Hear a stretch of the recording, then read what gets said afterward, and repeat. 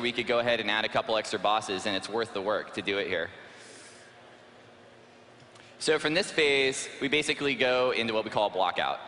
A blockout is a really basic form of the dungeon, but now it's in 3D.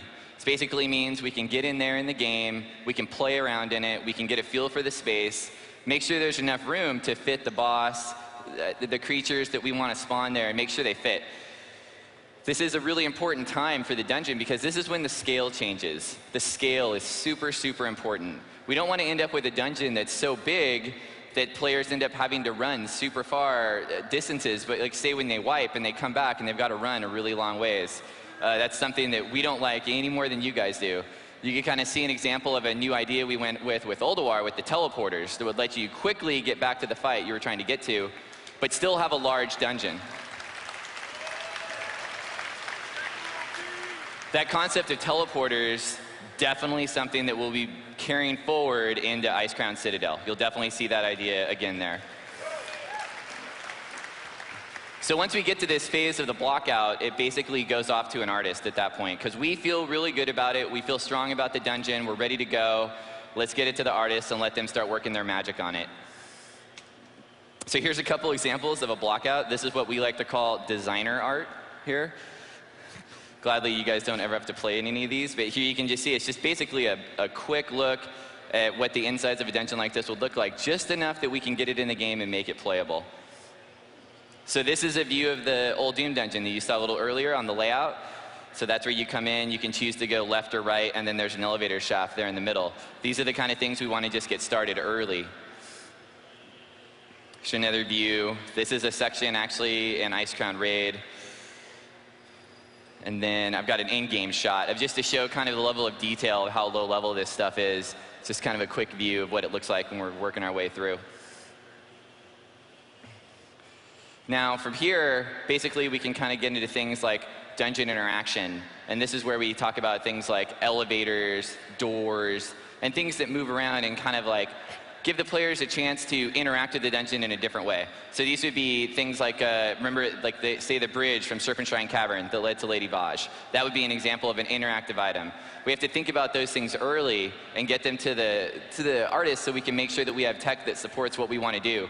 Malagos, where the floor blows up underneath you and everyone lands on the drakes. That's something that we really have to think about and decide, do we want to spend the time on that?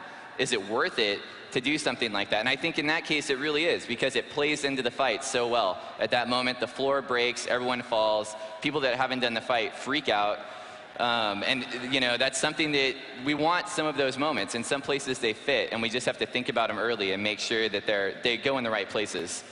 And these are things that we work really closely with the art team on. I mean, without having the support of the art team, there's no way we could finish all the things that we want to do for any of these dungeons. And then from here, it basically goes to art.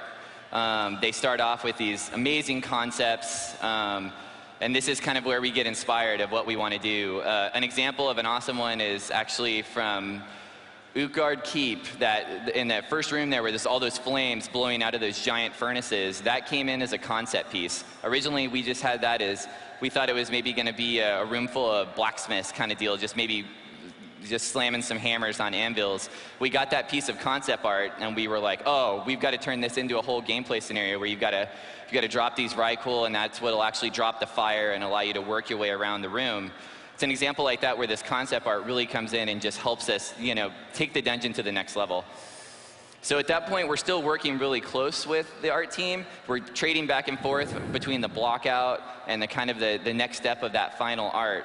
And from there, it kind of moves into that next phase where we can start getting some design in there of the actual creatures, the trash, and what players are going to interact with. We've got a couple concepts here. Some art. This is a piece for Icecrown Raid. This is a shot actually of Abyssal Maw. In the dungeon in Abyssal Maw, which you get to in our new zone, the Sunken City of Ashir. This is one of the first dungeons. We have an elevator inside of the dungeon, and the elevator actually fills with water and moves you up to the next level, and this is a shot of that. I think anyone who's done Oldawar is familiar with this one. So this is how we started out with the rocket train in Oldawar. We had an idea that we knew we wanted to do a kind of a transport or a track, but we didn't really